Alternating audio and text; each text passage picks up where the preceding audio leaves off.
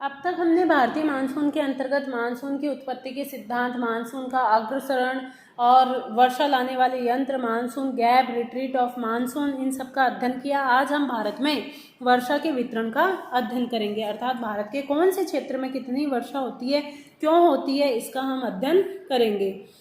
तो वर्षा का वितरण, डिस्ट्रीब्यूशन ऑफ रेनफॉल। भारत में औसत वार्षिक वर्षा 125 सेंटीमीटर है। ठीक है, अगर मिलीमीटर की बात की जाए तो 1250 मिलीमीटर है। कई बार जो क्वेश्चन आता है वो मिलीमीटर में पूछा जाता है कि भारत में वार्षिक वर्षा कितनी है, तो मिलीमीटर में अगर पूछा जाए तो ये 1250 मिलीमीटर है। यहाँ कुल वर्षा का 75% भाग दक्षिणी पश्चिमी मानसून से, जिसे ग्रीष्मकालीन मानसून भी कहा जाता है, जिसमें क्या होता है, जिसकी दिशा दक्षिण पश्चिम होती है। तो भारत में 75% जो वर्षा होती है वो ग्रीष्मकालीन मानसून अर्थात दक्षिणी पश्चिमी मानसून के द्वारा होती है। और काल कौन सा होता है, जून से सितंबर। फिर 13% जो वर्षा का भाग है वो उत्तर पूर्वी मानसून, जिसे कि लौटता हुआ मानसून या फिर शीतकालीन मानसून के नाम से भी जाना जाता है, जो अक्टूबर से दिसंबर के मध्य चलता है, इसके द्वारा 13% वर्षा होती है। इसकी हम बात करें तो ये मुख्यतः भारत के पूर्वी तटीय क्षेत्रों पर होती है। 10% भाग मानसून पूर्व चक्रवातीय वर्षा, जिसको मानसून प्रस्फोट से पहले जो वर्षा होती है, जिसको आम्र वर्षा, चेरी ब्लॉसम, इनके नाम से जाना जाता है, उसके द्वारा 10% वर्षा का भाग प्राप्त होता है। और 2% जो वर्षा होती है वो पश्चिमी विक्षोभ, जिसे कि उत्तर पश्चिमी भारत में मावट के नाम से जाना जाता है, मुख्यतः शीतकाल में जो भूमध्य सागरीय चक्रवातों की वजह से, पश्चिमी विक्षोभों की वजह से जो वर्षा होती है वो होती है 2%। अब अधिक वर्षा के क्षेत्र वितरण में, वर्षा के वितरण में हम देखेंगे कि भारत के कौन से जो क्षेत्र हैं जहाँ पर वर्षा बहुत ज़्यादा होती है और कौन से वो क्षेत्र हैं जहाँ पर वर्षा बहुत ही कम होती है। तो अधिक वर्षा वाले क्षेत्र, भारत के वे क्षेत्र जहाँ 200 सेंटीमीटर से भी अधिक वर्षा होती है, उन्हें अधिक वर्षा वाले क्षेत्रों के नाम से जाना जाता है। ये मुख्यतः 3 क्षेत्र हैं। पहला है पश्चिमी घाट का पश्चिमी ढाल क्षेत्र, दूसरा है उत्तर पूर्वी भारत जिसमें त्रिपुरा और मणिपुर को छोड़ दो, और तीसरा है अंडमान निकोबार द्वीप समूह।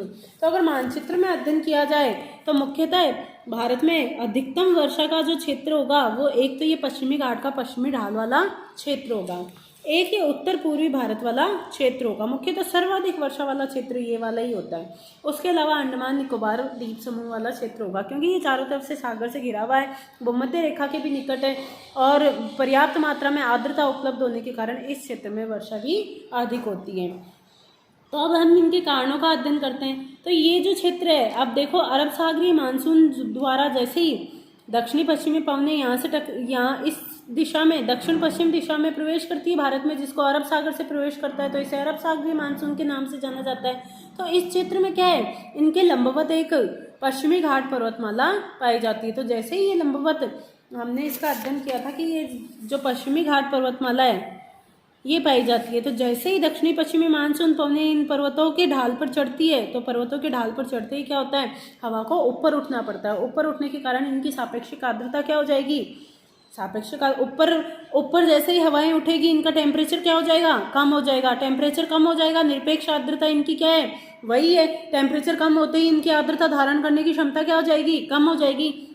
तो आर्द्रता धारण करने की क्षमता घटते ही, क्योंकि इसमें निरपेक्ष आर्द्रता वही है और आर्द्रता धारण करने की क्षमता घट गई, तो इनकी सापेक्षिक आर्द्रता क्या हो जाएगी, बढ़ जाएगी। जैसे ही सापेक्षिक आर्द्रता 100% होगी, ड्यू पॉइंट जो टेम्परेचर है वो ड्यू पॉइंट पे आ जाएगा, सापेक्षिक आर्द्रता 100% हो जाएगी। वैसे ही यहाँ पर क्या होगा, संघनन प्रारंभ हो जाएगा, और संघनन प्रारंभ होने के साथ ही इस क्षेत्र में वर्षा प्रारंभ हो जाएगी।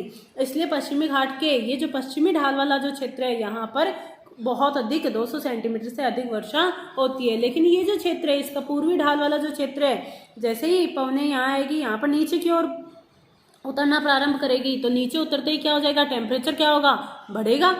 हमने देखा था नॉर्मल लैप्स रेट के आधार पर ऊपर जाने पर टेम्परेचर बढ़ता है, वापस ऊपर से नीचे की ओर आएंगे तो टेम्परेचर क्या होगा, घटेगा, बढ़ेगा, और ऊपर की ओर जाने पर टेम्परेचर घटेगा। देखा था 6 डिग्री सेंटीग्रेड प्रति किलोमीटर की दर से धरातल से ऊपर की ओर जाने पर तापमान में कमी आती है, जिसे नॉर्मल लैप्स रेट के नाम से जाना जाता है। जैसे ही टेम्परेचर में कमी आएगी, सापेक्षिक आर्द्रता बढ़ेगी, बढ़ने के साथ ही यहाँ पर वर्षा होगी। लेकिन यहाँ पर हवाएं जब नीचे उतरेगी तो क्या होगा, टेम्परेचर बढ़ जाएगा। टेम्परेचर बढ़ने से उन पवनों में पहले ही आर्द्रता की कमी थी, निरपेक्ष आर्द्रता भी कम हो गई है क्योंकि यहाँ पे वर्षा हो चुकी है, तो निरपेक्ष आर्द्रता भी कम है और टेम्परेचर बढ़ने से उनकी आर्द्रता धारण करने की क्षमता भी बढ़ गई, जिसके कारण ये पवनें कैसी हो जाएगी, शुष्क हो जाएगी और इस क्षेत्र में वर्षा नहीं करेगी, सापेक्षिक आर्द्रता भी इनकी कम हो जाएगी।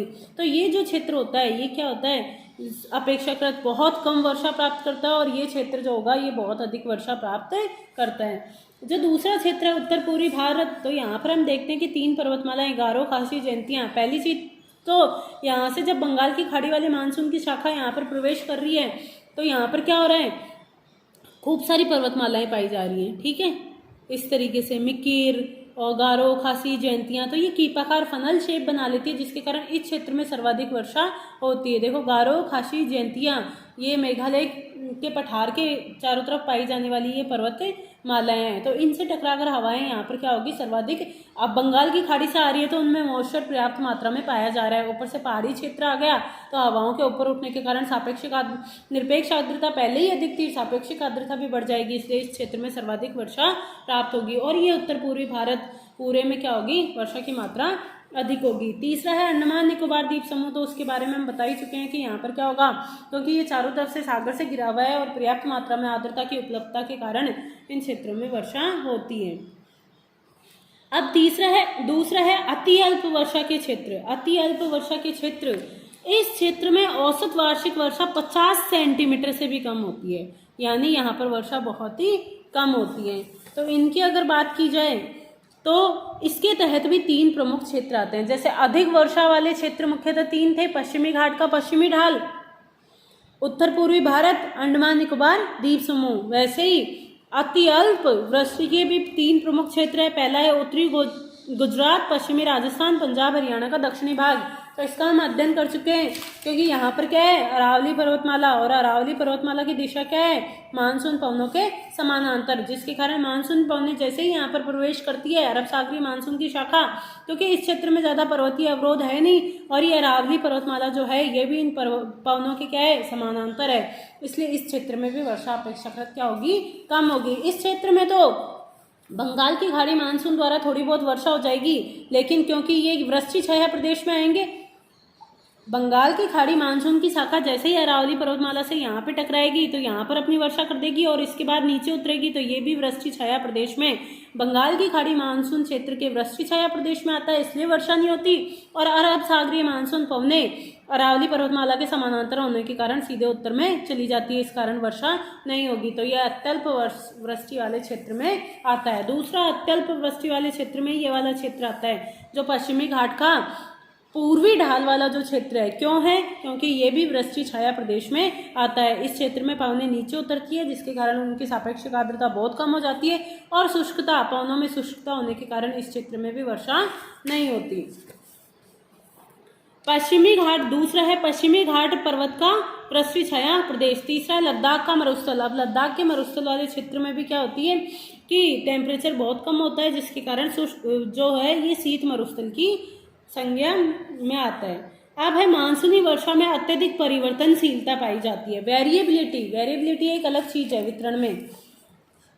यह परिवर्तनशीलता अधिक वर्षा के क्षेत्र में कम होती है, यानी वे क्षेत्र जहां पर वर्षा अपेक्षाकृत क्या है, हो रही है, अधिक हो रही है, जैसे 200 सेंटीमीटर से अधिक वर्षा हो रही है तो वहां पर वेरिएबिलिटी कम पाई जाती है। और कम वर्षा वाले क्षेत्र, अत्यल्प वृष्टि वाले जो क्षेत्र हैं, जैसे कि ये पश्चिमी राजस्थान वाला क्षेत्र हो गया और पश्चिमी घाट का वृष्टि छाया प्रदेश हो गया, इन क्षेत्र में क्योंकि वर्षा का औसत लगभग 50 सेंटीमीटर से भी कम है तो वहां पर वेरिएबिलिटी अपेक्षाकृत क्या पाई जाती है, अधिक पाई जाती है। अब परिवर्तनशीलता होती क्या है, किसी स्थान पर किसी विशेष वर्ष में रिकॉर्ड की गई वर्षा का उस स्थान की औसत वार्षिक वर्षा से विचलन। ठीक है, अब इसको हम इस तरीके से समझ सकते हैं। अब वर्षा की परिवर्तिता को हम इस प्रकार से समझ सकते हैं, जैसे कि मान लो अधिक वर्षा वाले क्षेत्र, मान लो अधिक वर्षा वाले क्षेत्र जैसे पश्चिमी घाट का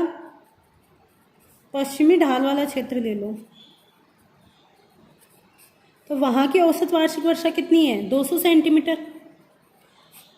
और जो कम वर्षा वाले क्षेत्र में हम मरुस्थलीय क्षेत्र ले लेते हैं राजस्थान का, जैसे जैसलमेर वाला क्षेत्र, तो वहाँ की औसत वर्षा लगभग 25 सेंटीमीटर। अब वर्षा की परिवर्तिता निकालने के लिए किस तरीके से किया जाता है, जैसे मान लो इस क्षेत्र में लगभग 50 सेंटीमीटर वर्षा अधिक हो गई, इसकी औसत वार्षिक वर्षा है 200 सेंटीमीटर, लेकिन एक साल विशेष में यहाँ पर 250 सेंटीमीटर वर्षा हो गई, 50 सेंटीमीटर वर्षा अधिक हो गई।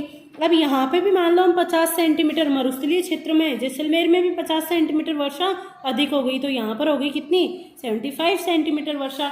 अब वर्षा की परिवर्तिता का जब अध्ययन करेंगे हम, तो देखेंगे कि औसत से कितना विचलन है, विचलन कितना है, 250 माइनस 200, विचलन, इसमें भी विचलन निकालेंगे तो विचलन कितना हो गया, 200 माइनस 250 बटा औसत, औसत कितना है यहाँ का 200 सेंटीमीटर, यानी ये विचलन कितने पे आया, 200 सेंटीमीटर से।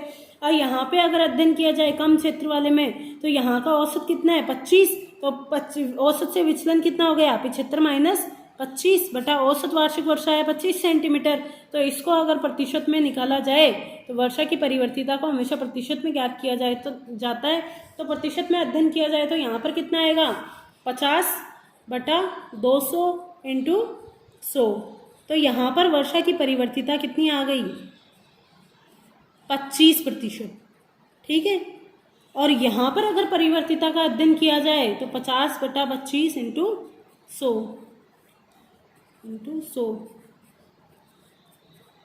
तो यहाँ पर वर्षा की परिवर्तिता कितनी हो गई 200% हो गई, ठीक है। वर्षा में अंतर कितना आ रहा है, यानी वर्षा में परिवर्तिता की अगर परिभाषा का अध्ययन किया जाए तो ये परिभाषा कह रही है कि परिवर्तनशीलता का अर्थ है किसी स्थान पर किसी विशेष वर्ष में रिकॉर्ड की गई वर्षा, यानी किसी वर्ष में उस स्थान विशेष पर कितनी वर्षा हुई है का उस स्थान की औसत वार्षिक वर्षा, यानी उस स्थान की औसत वार्षिक वर्षा कितनी है। जैसे हम जैसलमेर का अध्ययन कर रहे हैं तो लगभग 25 सेंटीमीटर वार्षिक वर्षा उसका औसत है, और अगर जो केरल के तटीय क्षेत्रों की अध्ययन करते हैं तो 200 सेंटीमीटर वार्षिक वर्षा वहाँ का औसत है।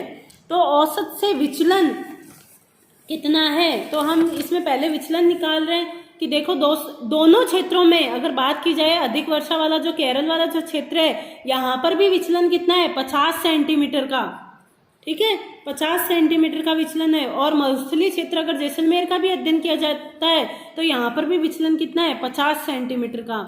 लेकिन इसके बावजूद भी क्योंकि यहाँ की औसत वार्षिक वर्षा अपेक्षाकृत अधिक है, इसलिए वर्षा में परिवर्तिता क्या आएगी, कम आएगी। औसत वार्षिक वर्षा यहाँ 200 सेंटीमीटर है, इसलिए वर्षा में परिवर्तिता की मात्रा घट जाएगी, 25% ही आई है। लेकिन यहाँ की औसत वार्षिक वर्षा क्या है 25 सेंटीमीटर है, अर्थात कम है, तो जिसके कारण इसमें वर्षा में परिवर्तिता की मात्रा बहुत ही ज़्यादा चेंज हो गई। तो वर्षा की मात्रा में जो परिवर्तिता है, वेरिएबिलिटी ऑफ मानसून जो है वो किसमें, अधिक वार्षिक वर्षा वाले क्षेत्रों में अपेक्षाकृत कम होती है और कम वार्षिक वर्षा वाले क्षेत्रों में अपेक्षाकृत अधिक होती है, ठीक है। इसको तुम समझ चुके हो।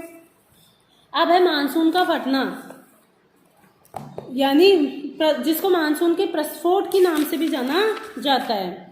तो जून के प्रारंभ में जब संपूर्ण उत्तरी भारत में निम्न दाब का क्षेत्र बन जाता है, क्योंकि 21 जून को सूर्य किस पर, कर्क रेखा पर लंबवत होता है, तो इस क्षेत्र में क्या होगा, ये हाई टेम्परेचर वाला क्षेत्र और लो प्रेशर वाला क्षेत्र बन जाएगा।